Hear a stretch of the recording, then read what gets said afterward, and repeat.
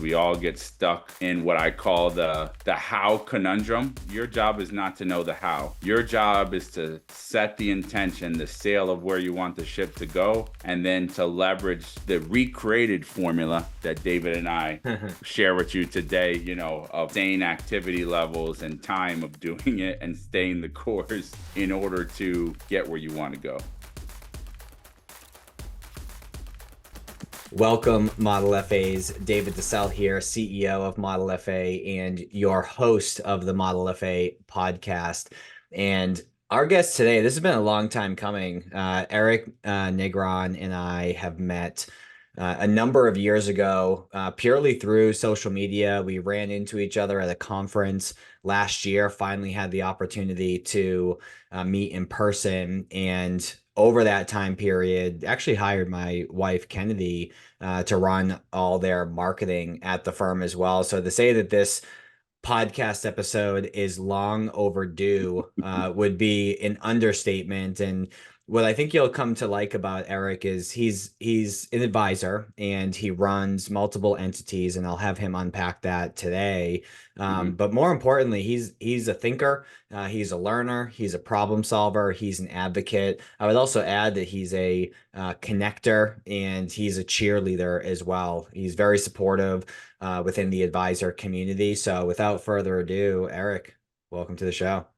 Thank you, David. Such a privilege to be here with you and all of the past podcast guests that you've had, which you've had many successful folks with all sorts of amazing insights, and hats off to you. You've built an amazing community, and I appreciate the contribution, the heart, and the mindset that you've brought into the advisor space, because this is a journey that we're all on together.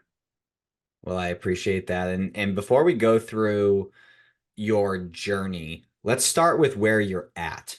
So yes, you're an advisor, but you also have a hand in multiple different entities. So maybe just give us sort of like a verbal flow chart as to what you have going on. So everybody that's listening to this, please don't get lost. Stay with me. I promise. We don't want to lose you in New Mexico, So when I was born, David, I was labeled as one of these D's, ADD, ADHD, etc. No way. I never would have picked that up. And so shout out to my mama. She didn't put me on Ritalin because she was like, you're just a hyper kid. And come to find out, when I was probably in the second grade, they were like, this kid can't sit still. It's because I was bored out of my mind. They tested me. And while I'd like to say that I'm low IQ, in some ways I am not. So they tested me. I was bored. I was like 2 levels below where I was supposed to be. So they skipped me ahead 2 grades. So I was always ahead of my time. So it's very synergistic how the universe work, or serendipitous would be the proper adjective, because as I sit today, I am an advisor first and foremost, right? I think there's a lot of CEOs in the advisor space. They ain't played the game in a long time. They don't know how the game is played anymore. And like, I kind of think of myself as Phil Jackson, Michael Jordan, and Kobe Bryant had a baby. And that's the sort of mentality I like to bring to the advisor game. So as it sits today, I'm an advisor. I have a team. We run a firm called Forefront Wealth Partners. And that's what we call the flagship, where me and my team actually work with clients around exit planning, women going through life transitions, and tech professionals and executives, people that are trying to exit, right? They're trying to get out of the workspace quickly and get to retirement, and owners that are 3 to 5 years away that don't have a clue how the hell to get out of their business, what their business worth, what are the ramifications, et cetera. So that's me as a player in the game.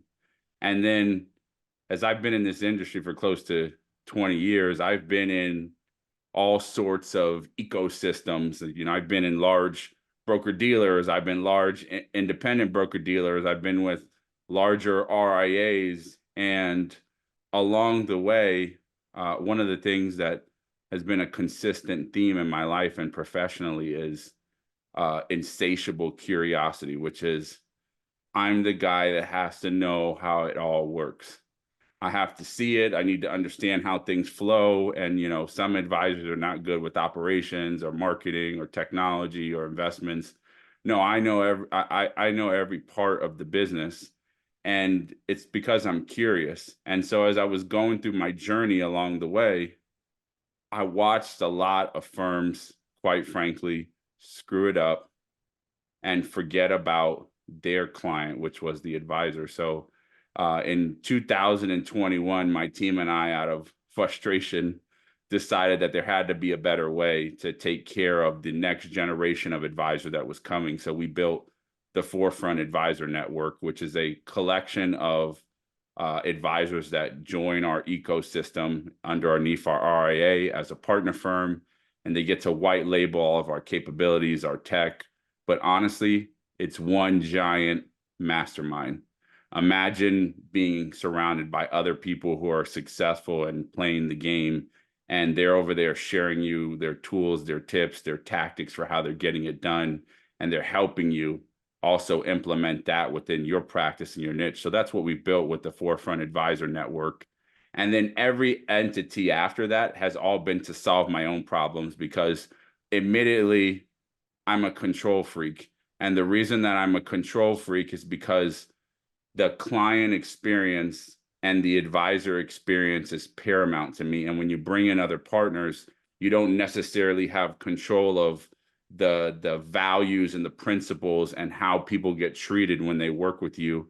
And over time, what happened is I had partners, they just weren't doing things the way that they need to be doing. So we just did the hell with it and decided to create our own entity. So we have a national insurance agency, we have a tax consulting group, we have a divorce mediation business, we have an exit planning business, and we have an advisor technology consulting firm that focuses on automations and operations and integrations, et cetera. So all the problems that I've solved for myself as an advisor, we figured out how to package it up and offer the same thing to advisors so that they could get, grow and become who they wanted to become when they came in the business and focus on the things that are most important to them.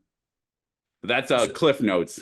Yeah. So my first immediate thought and reaction is, damn, that's a lot. Yeah. My question is, how do you, so you have, let's kind of go through this. You have the flagship wealth management, you have the advisor network, you have the tax consulting, you have the exit planning, you have the divorce entity, you have the insurance company, you have the tech consulting company. So far I'm at seven entities. So my question there's an eighth there's an eighth on the works. Oh goodness. So I'll release this here for your listeners. It's coming. It's called the Advisor Marketing Syndicate. So love it. That's the eighth is coming. Love it. So then help me understand, because that is a lot, how do you structure your day? I would imagine you need to be great at delegation, right? Because you can't intimately run each of those entities yourself. So what does that look like? Oh man, that is a phenomenal question, right? So a lot of people ask me that. Couple of things I'm going to share, a couple of myths I'm going to dispel. I don't believe in work-life balance. Anybody that sold you that bill is lying to you. What you have is you have work-life integration. I don't have personal time and business time and family time. I just have time. And I invest my time in those areas that are important to me. And so when I think about structuring my days, structuring my week, structuring my months, structuring my quarters, my years, it really comes down to one, having a great team, right? 7 companies, you're damn right, it is a lot. And you know what? I have a phenomenal team of people. And the thing about the team that I have in place is that they're good human beings first and foremost, and they just happen to be good at a business. We've gotten really good about creating tools, processes, and frameworks for how we execute projects, how we manage companies, how we manage the day-to-day activities. And from my standpoint, I have my weeks mapped out typically the week before. So on Friday, today, I'll sit down and I'll look out at next week and I'll ask myself a series of questions. How did I win this week? Right? What were my wins? Right? So this is a moment to celebrate. What did I do? Okay. These are the things that happen in the business. How do I plan to win next week? What are the things? What do I need to do next week to win? And then what resources do I need in order to win? And so those three questions are the framework for how I allocate my time. And sometimes what happens is I sit down and create out my schedule. I have to go through and look at a week and say, you know what? I'm not winning right now. The things that I put on my calendar are not the things that I need to be doing that are most valuable to move the ball forward. And you know what? I take ownership of that and I immediately rectify it. I will reschedule meetings. I will push things around because I need to make sure that the minutes of times that I'm using today are the things that I need to be doing to move me forward a year from now and 3 years from now. So that's how I structure time. And then for those of you that are curious, I mean, I'll share this with you, David. I have a framework for how I structure my time. So I'll feel free to share this with you so you can share it with your viewers about how I manage my calendar, how I go through my week, how I think through it. So I'll share these tips with you. But that's how I structure time. And then I have intentional meetings with key team members that, you said delegation. I prefer the word collaboration because I think delegation is downward. I think collaboration is sideward. So I don't, and I hate hierarchical structures. So if I had an org chart, in my perfect org chart, it would be flat, but it can't be. Somebody's got to be the top person making decisions. So I have to sit in that seat. But if I could do it a different way, it would be lateral because I just look at it as we're all locked in arms doing this together and we're gotten real clear on where we want to go, who we want to be, how we want to do what we want to do, and who we want to impact. So there's a lot there, and I think your last comment, I would imagine, certainly helps with the culture that you've been able to develop within the firm, where people, I would imagine, hopefully don't feel like, worker bees where you're just dumping crap on them, but rather you're empowering them to make decisions on their own. And I was even, chatting with Kennedy when she first joined you. And, at the beginning, if you remember, she would always be like, "Hey, what do you think about this? What do you think about this? Hey, I got this question. What do you think about this?" And now there was one instance, I forget, I think it was maybe like a rebranding the format of post where she just did it on her own. And you were like, hell yeah. Like, first of all, that looks great. Second off, like, thanks for just taking that and running with it. So I can see how, from a cultural standpoint, you're empowering people and not just loading up their plates with Yeah, work. that was a nice setup. So our purpose, right? Our purpose is two words, right? For those of you out there, if you don't have a purpose, you need to sit down, Indian style, go to yoga, find I was gonna say enlightenment, I drink need to some do tea. yoga first before Indian style. That's the one Do some position tea, go on I've a never been nice able to walk, do. go on a nice walk in nature, go on a boat, sit next to the ocean, wherever you need to do to find peace. You need to find out what your purpose is. In our organization, our purpose is two words: empowering people. Everything that we do in every single one of our 7 entities, it all comes down to that one purpose. So through Wealth Partners, it's empowering people through wealth creation. Through our advisor networks, it's empowering people, which are the advisors, so that they can have an impact on their clients. It's empowering people with insurance so that they can help their clients protect what matters most. On tax, it's empowering business owners so they can continue to drive innovation. Through exit planning, it's empowering business owners to exit so they can take care of their family and create meaningful legacies.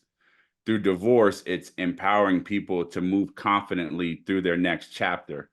Through our technology, it's empowering advisors to scale and to deliver more value to impact clients' financial lives, right? So empowering people is the core of what we do. And culturally, there's no way I, as a leader, could empower people if I delegated to them. And so nobody on my team will ever see, well, I'll never ask you to do something that I've not done before. Every single job inside of our business, I have done at some point myself. And I have no problem if somebody is falling behind, rolling up my sleeves and getting right next to them and doing the work with them, because we're all on a shared quest here. And so I think, advisors that are listening in, there's some mindset shifts that you need to have with your teammates, and how you treat them, and even the language that you use and how you refer to them if you want to go to the next level and grow to the next level. I also want to go back to the idea of a balanced life, because I tend to agree with you where I think the word balance is BS, because that sort of assumes it's, hey, I spend, outside of sleep, I spend 50% of my time working, and I spend 50% of my time, on my personal life, family, activities, whatever. And I tend to agree with you that to build something of significance, it's very difficult to achieve that true balance. Over the years, perhaps that balance could be more equal, but I think in the beginning stages, it's two words come to mind. One is having more of like a blended life. And when you're doing something specific, such as an activity at work or an activity with your family, being hyper intentional and getting rid of all distractions so that you're actually present in that moment and focus more on quality of time in the various things that you have throughout your day rather than quantity of time. But I guess, what would be your thoughts or response on that thought? I have a saying, right? This is the clippable moment for those of you that are listening to this. It's, I spend my quantity time at work so that I can spend my quality time at home. Okay, so well, let me flip it. I messed that one up. Sorry, guys. Clip this one out, David. Here's the We're clippable leaving it. moment. We're leaving it. Yeah, yeah. We're gonna I show spend some this growth. bloopers. I spend my quality time at work so I can spend my quantity time at home. So when I'm in the office or I'm working, I am in the zone. So for those of you that are readers that are listening to you, I highly recommend that you get Cal Newport's book, Deep Work, because when I'm working, my phone's down, my alerts are off on this thing, my phone is on a constant state of do not disturb. Oh, so I when I have hit you up, you're not ignoring me. You're I'm just not in the midst of ignoring you. I stuff. just don't see it, right? My chat messages are silenced. There's no social media notifications, and even my email is paused. So I have the ability to pause my email box from flowing in, because whatever I'm doing, I view it like brain surgery, right? As somebody there, I might kill them on the table. So I think it's super important that when you're working, you're working. And when you're with your family, you're with your family. And you create a delineation, because what happens is, if you don't segment these areas of your life, they will creep over into the other. And then basically you're stealing from one pot and the other. So I think it's super important that advisors or anybody listening to this, that you spend your quality time doing your work so that you can spend your quantity time with the people, the things, the activities that you love. Just to dispel some of the fear from advisors, because I've suggested to a number of folks, hey, if you're like, I've gone as far as to say, hey, you should put up an email auto reply to all external folks like prospects and clients, that auto replies and says, so similar to pausing your inbox, that auto replies and says, hey, thanks for your email. If you're getting this, I'm busy working with or working on some client stuff. That said, I'm making this up, but that said, I check my emails at 8 a.m. and 3 p.m. every day. So you Yep. can expect to hear from me in those windows. If this is an emergency, hit me up at this number, call me at this number, and I'd be happy to chat. And when I suggest that, I can see folks like skin crawl, like, oh, what if I don't reply right away and they need something? It's like, well, Yeah. first of all, if they really needed something, you're getting a call, you're not getting an email. Yeah.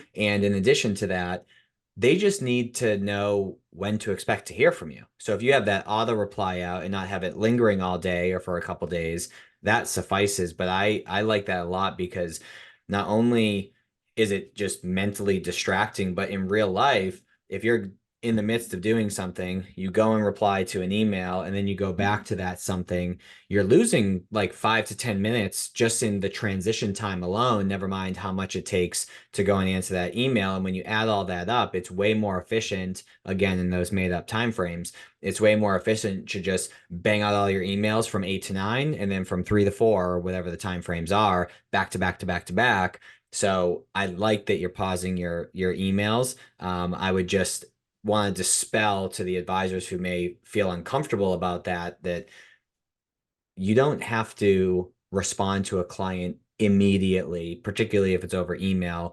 They expect it probably a 24-hour, 12 to 24-hour turnaround on that. Otherwise, they'd call you.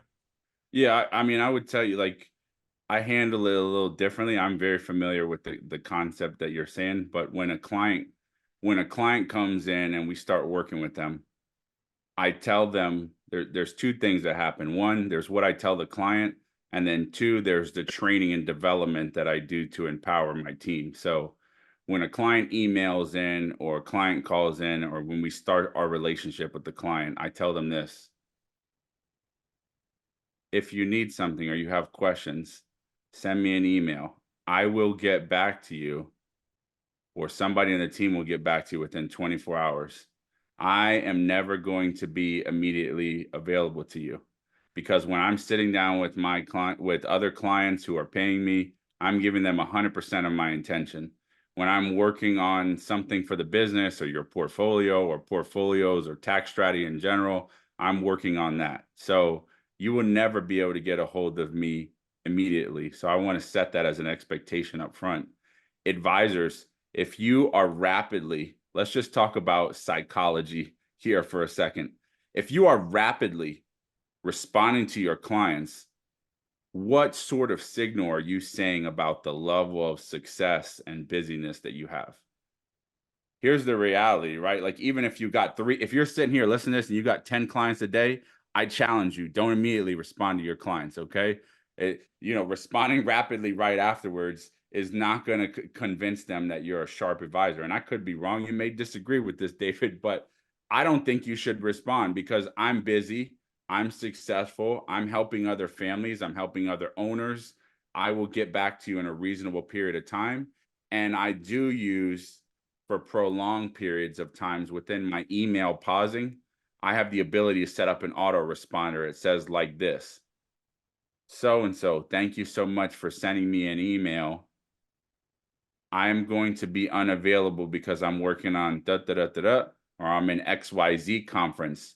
Should you need anything, please reach out to so and so on my team, or reach out to our service team. You can text them at this number, you can email them at this number.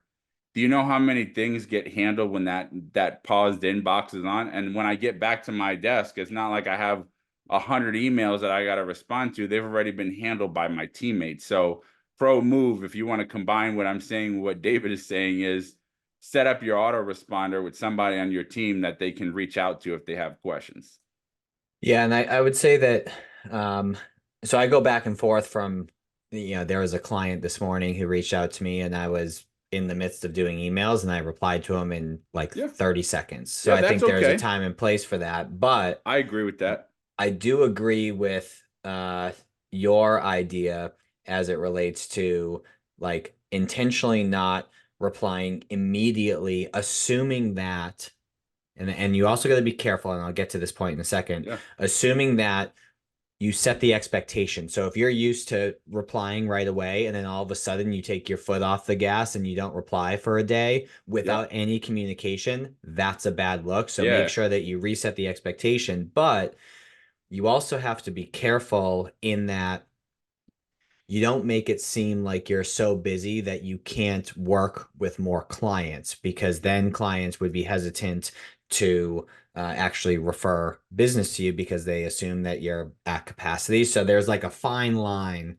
Yeah, in I that agree with you. busyness. Yeah, I agree with you. So, like, to your point, if if you're in your email and you like somebody sends you and you're in that period of time where your schedule's blocked to respond to emails, like have at it, fire right back. I do that too. I'm not saying that I will blatantly respond to somebody. If I'm in that mode, I do it.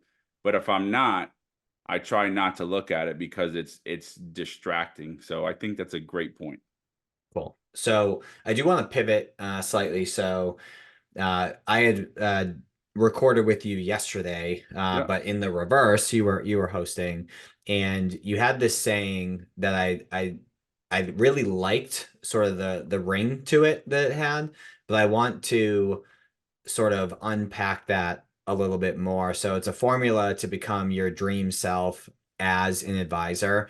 And the three components of it are mindset, heart set, and skill set. Yep. Unpack that for us.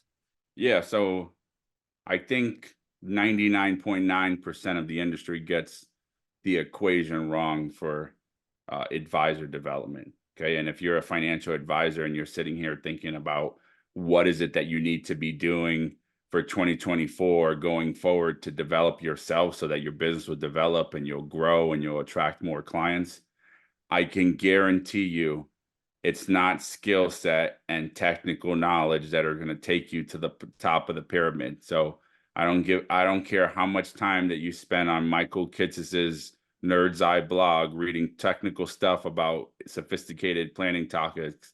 That's not going to do it for you. For most people, they would be best served. And the way the equation works is it works exactly like you described. It's mindset, heart set, and skill set in that order. And what I mean by that, and what we mean by that, is that you've got to develop your thinking and as an advisor, how you see yourself, what it is that you see as possible for you, the growth mindset, the attitude, the effort, the all of the habits that you have to do. Right, that all starts here. Okay, and so when you get your mindset right, then you got to go to work on the second element, which is heart set. Right? What is inside of here, your heart? Okay. This is character. This is emotional intelligence. This is empathy. This is how you show up when you're in front of another human being. Because let's be really honest, a lot of people, even uber successful, wealthy people, are concerned that they made dumb financial decisions, they made mistakes, there was things that they did wrong, and you'd be surprised how many folks that I talk to that are clients that are afraid of being judged when they come and they talk to an advisor, even myself or anybody else, about their situation.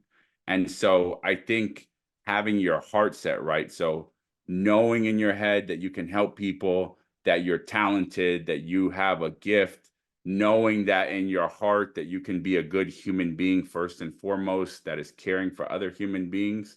And the last element is you obviously need to have skill set. You need to be technically smart. You need to be competent. And the things that you don't know, you need how to get the information and resources in order to help your client.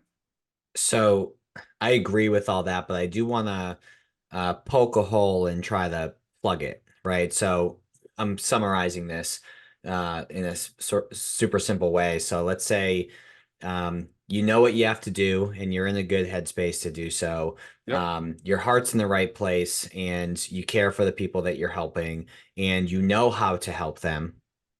To me, that's not enough. What it's missing is the actions Yep. that you take on a daily basis.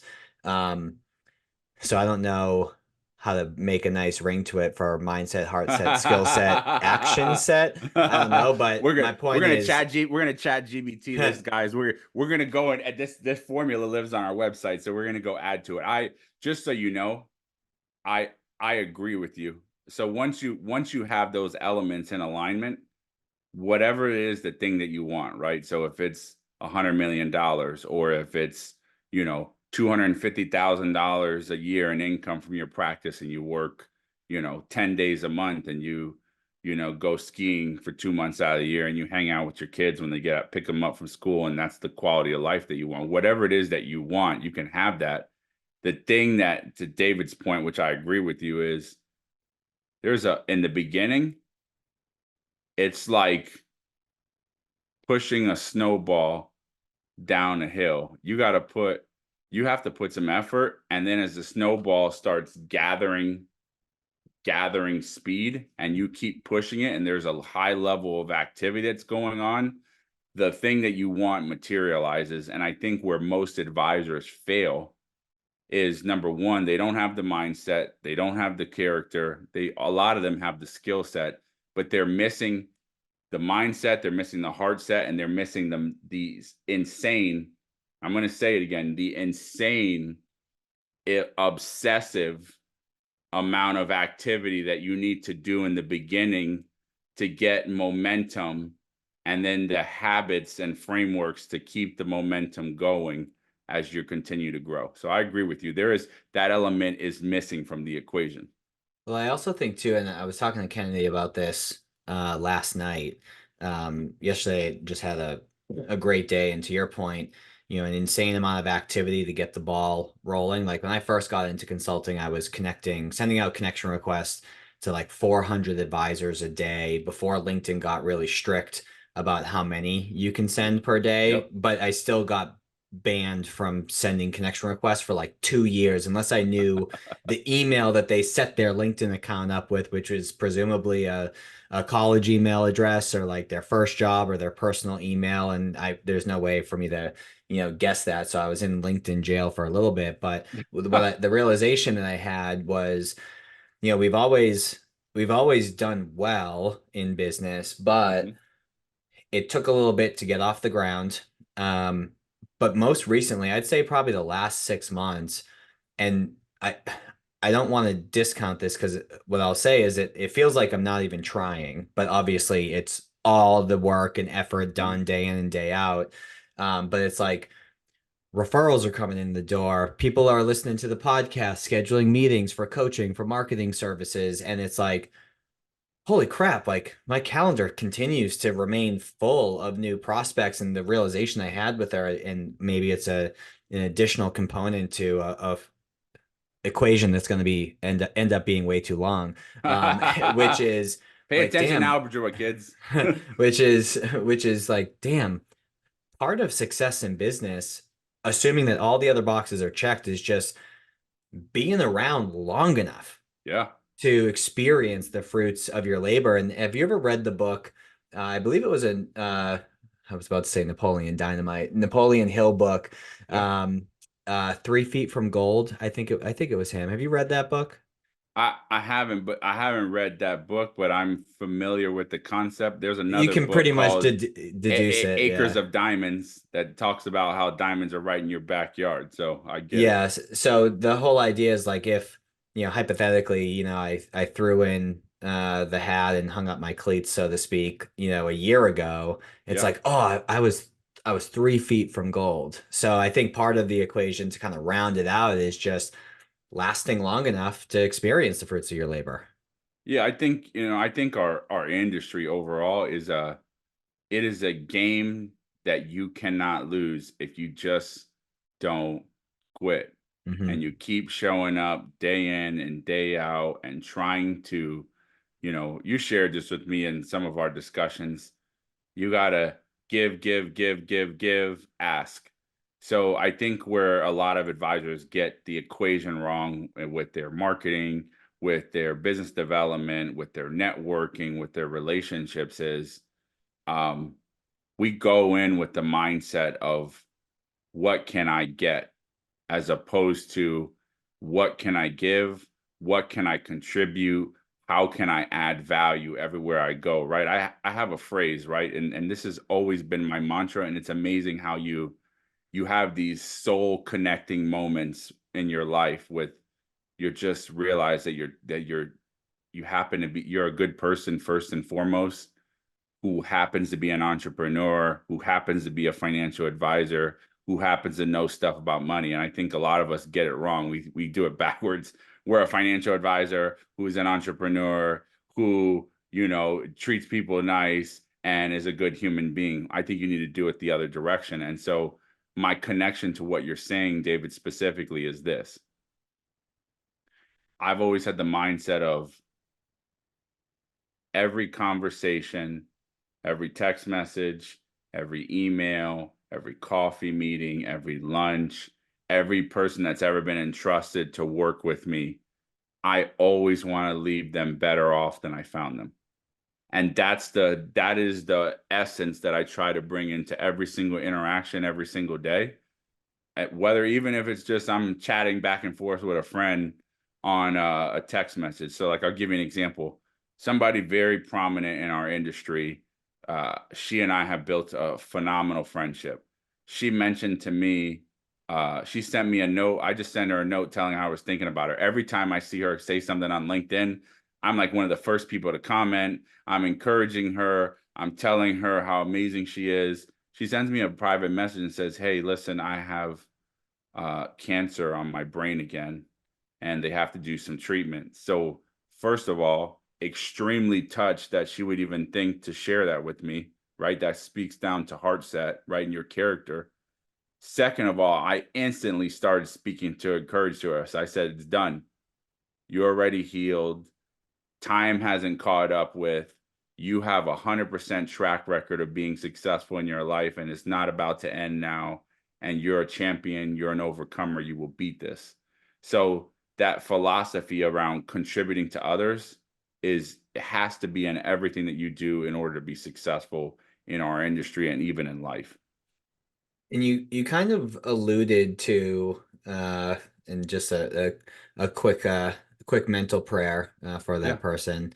But you kind of alluded to a saying that I agree with, and I'm sure you agree with as well. And I want to kind of unpack this and then kick it back over to you. So you've mentioned before, collaboration is for pros and competition is for amateurs. And, my take on that is, just simply collaboration over competition. Mhm. And so, like on the podcast, I've had plenty of other coaches on the podcast. I've had plenty of other marketers on the podcast.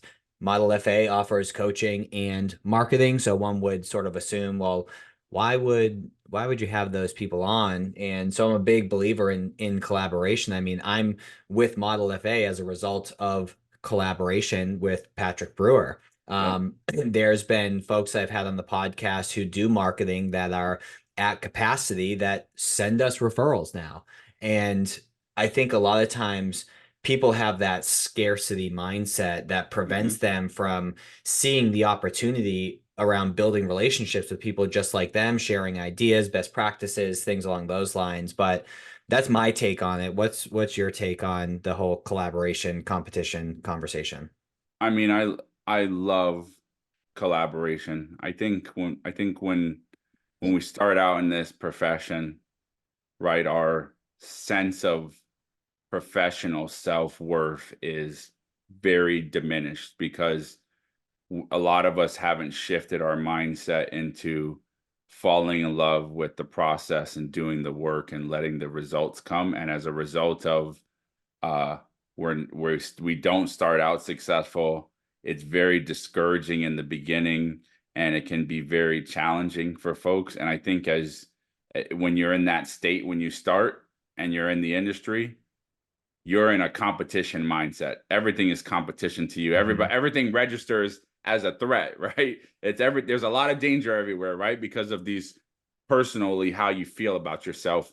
And as you evolve and you develop yourself, right? You go through these sets that we talked about and the activities and time. What you come to learn is that there is so much opportunity out there, and we can't know everything. And even us as professionals, I don't, and maybe this, you don't feel this way sometimes, but sometimes, David, I get bored of listening to myself, or I get bored with my own processes and frameworks that I developed, even though that they're good.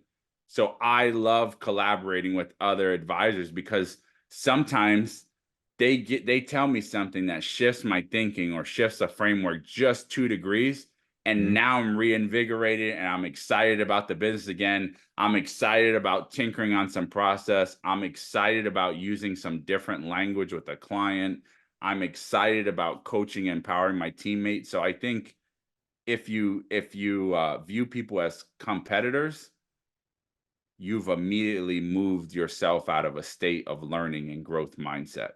And that is a core of, our values, our principles, and kind of who I am as a person, and the type of people that I choose to surround myself with is collaboration and learning. Yeah, I think it's invaluable to build relationships with your counterparts, and then oftentimes that collaboration turns more formal over time as well, right? Yeah. Maybe you partner up, maybe you refer business to each other if it's outside of your niche or geographical location or something along those lines. So it's not just collaborating for the sense of, having additional ideas and strategies and, software or systems and processes, but like you might actually exchange some dollars at some Yeah. point as well. And at the very least, you have a friend at the next conference you go to, so you're not walking in by yourself. Yeah. I mean, I'm gonna tell you what, David just dropped a nugget on you. As an introvert who likes small crowds, I love the internet and social media because like nothing unnerves me more than walking into a room where I don't know anybody. So to your point, I've known David for probably close to 10 years now, and I feel like I known him because I've watched him, and I've supported him, and I cheered him on, and jokingly I've competed with him on book reading. But to get to see him in person, when I got to see him last time for the first time and connect, it was like I'm talking to an old friend that I known for a long time, and we just picked up naturally. So I think it's super important that you collaborate and make friends with your peers so you can learn. And you know what? If you try to build a relationship with somebody in our industry and they're a jerk to you when you reach out, just keep going and go to the next one. There's plenty of nice people out there that will happily share ideas with you and support you and be a good collaborative partner. I would emphasize that because there's a number of clients that we work with that will be like, well, do you have someone that was in a similar situation as me that also worked through this challenge or maximize this opportunity? I'm like, yeah, connect with this person, connect with that person. I have a client, Brian, who brought that up recently and connected them with another client, Sydney, Yeah. and they raved about each other afterwards, and they're doing the same thing. They're in different markets, but they had the same problem. One person was a chapter or two ahead of the other, and Yep. it made them feel, wonderful. So it just emphasized the importance of that. um, the last thing that I want to unpack with you before we, pivot and start wrapping up the show is there's been mentors of mine in my life that know they're a mentor. And then there's people who they have no idea who I even am, but they're a mentor. So there's personal connections, and there's podcast hosts, influencer style people who push out great content. There's authors where it's like I can trace back where I am today to like a particular podcast episode that like Yeah. totally shifted my mind. Yeah. How do you Yeah. think through sort of building your tribe of mentors in your business and in your life? Well, I think one of the things, so those of you that are listening, I'm going to share this tool with David to give to you. So one of the things that I think everybody needs to do is build their own personal board of directors, right? This tribe of mentors that we talk about, right? And on our personal board of directors, we need a couple of people, okay? We need mentors, okay? And mentors can come from all sorts of places. They can come from podcasts, they can come from books, they can come from industry leaders, they could come from your spiritual inclination, whatever that may be. Okay. They could come from some YouTuber that you watch that gets you hype when you get up in the morning and makes you align with your person. So those people can be your mentors. Okay. Then you need cheerleaders. Here's the reality: whatever it is that you want for yourself, the growth that you have, life's going to throw you some curveballs. So you need some people to support you and cheer you on, right? Like I think about my buddies, okay? I ran the Austin Marathon in 2016, okay? I thought I was well trained, and about mile 20, I was dying. Felt like a death march, okay? And all I was thinking about in my mind at that particular time was my father-in-law, RIP, who passed away, was suffering through cancer. And I was going one step at a time, saying, hey, I could suffer this because of what he's going through right now. And as I got to mile 21, my buddies were there. And I was so tired. But then you get gassed, dude. I You got gassed. I got know. gassed up. My buddies ran with me for like a mile. I was so tired. I think I was running so slow. My buddy, who's a white Ethiopian, was running in flip-flops at the same pace that I was. So that's how slow I was moving because I was dying. But you know what? I decided to pay it forward because I got to mile 23 and there was this woman next to me, Samantha, who I found out that was a mom. She was running a marathon. So like I stopped, I walked with her, I encouraged her, I cheerleaded her, I paid it forward what my buddies had done to me.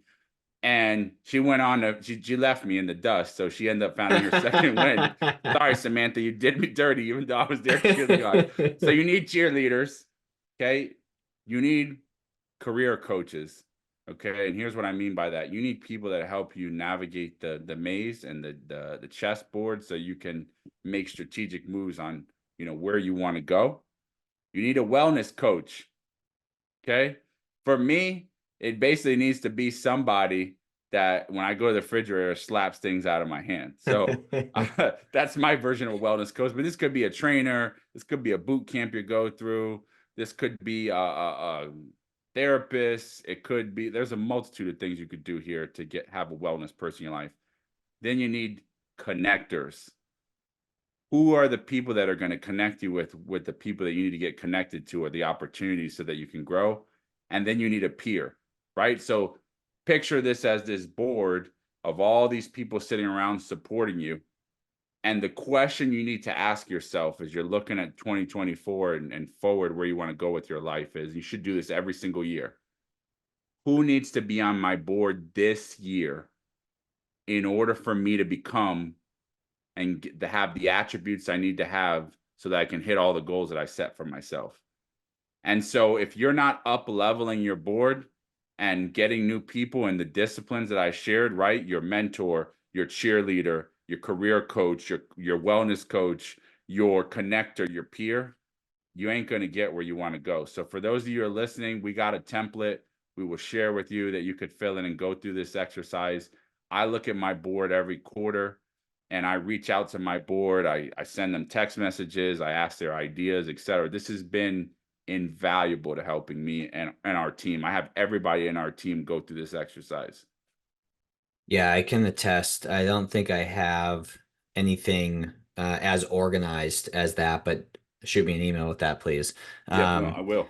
I don't have anything as organized as that, but I have people that fill all those roles, and even like, my wife and I got an offer accept on a house about a week and a half ago, and it's wild the emotional roller coaster that you're on. It's our first home, Yeah. and it's like, oh, top of the world, we're excited to.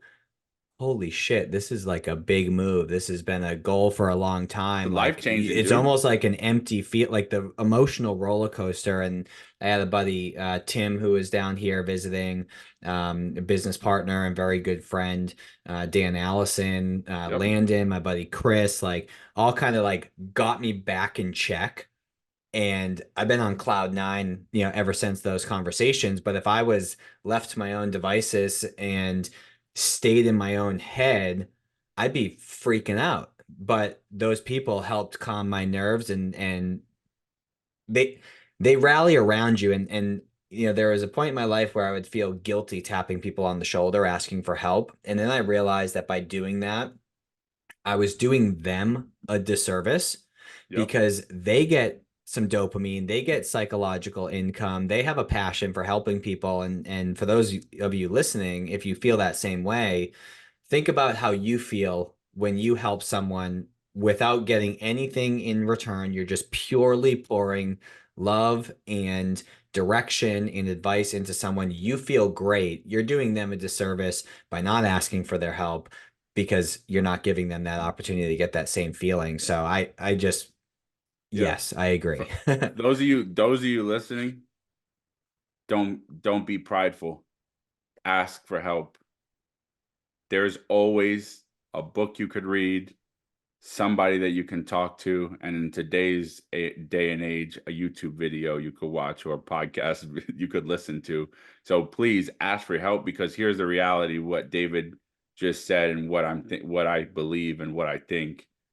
You're robbing somebody else of the gift of being a blessing to you and adding contribution, because here's the reality: I don't know where everybody is on their journey right now. Maybe maybe you have the money that you're living a good life, maybe you don't. But what I can tell you is that once you get to a level in your life where your money's taken care of and your bills are paid and you're living the way that you want to be living, the next thing you're thinking about is how can I help other people, and what are the things that I can be doing that bring me joy. And so everybody likes to help everybody else. Don't rob somebody of a blessing of helping you and leaving and letting yourself sit there and wallow in some crappy situation because your pride or your ego of just saying like, hey, I could use some help. And so it's okay to have humility. We all make dumb decisions. We all get into bad situations. We all get stuck in what I call the how conundrum. So you guys, your job is not to know the how. Your job is to set the intention, the sail of where you want the ship to go, and then to leverage the recreated formula that David and I share with you today, of mindset, heart set, skill set, and insane activity levels and time of doing it and staying the course in order to get where you want to go. Well, Eric, this has been great. I think this is an episode that I feel like will be timely for a lot of people. So I'm excited for this to go out. But before we officially wrap up, for those of you listening, and if this is one of your first episodes, we always ask our guests, about a book that's had an impact on them, and just a short little segment as to why. And it's our way of distilling a reading list for you, right? Maybe you find a mentor in this author, right? Maybe you find an idea that you can implement. And if you actually consume the information and implement it, your life will be in a different, even more positive direction. And the book that you chose, Eric, is by an author, Jim Rohn, who I love, Yep. The Power of Ambition. Why did you pick that? So, if any of you are personal development junkies like I am, and you start reading a book, you're going to start with whoever's current now, whether that's Mel Robbins or Grant Cardone or Alex Hermosi or whoever. Okay. When I started personal development, I read a guy named Og Mandino who wrote the book, The Greatest Salesman in the World. And what happens is you start reading these self-development or personal development people is, I'm a root guy. So I want to trace everything back to the source. Okay, great. These are the people of the day, but where did they get their stuff from? And who was before them? And who was that, right? And as I traced every personal development back to its root source, it started with this guy, Jim Rohn, especially for what became the modern personal development movement. Lots of people are going to be listening to this arguing about that it was Think and Grow Rich, and yes, and there was, Dr. Norman Vincent Peale. Great. I'm talking about who kicked it off for everything that everybody knows today. It was Jim Rohn. The reason why I chose him is because he speaks in timeless, self-evident truths that move you emotionally in ways and help align your mindset so that you can become a good human being first and foremost, and you can realize that ambition is good and what it can do and what it can help you become and the impact that you can have for yourself, your family, your clients, the industry, the people that you care about. I haven't read that one specifically, so I'm gonna end up scooping that. And in the new house that we're moving into shortly, we got a big badass bookshelf that needs to be filled. So thanks for the I got you. recommendation. Don't worry. I'll send you some books, man. Appreciate it. Well, for those of you who are listening, as always, I'm always appreciative of your time and attention on these episodes. I really hope that you're finding them valuable. Based on the stats and the growth that we've experienced, I would assume the answer is yes, you are finding it valuable because you're coming back again and again. That said, if you would be so kind as to share this with someone that's in your tribe, as we alluded to, leave us a review on podcast, or excuse me, on Spotify or Apple Podcast.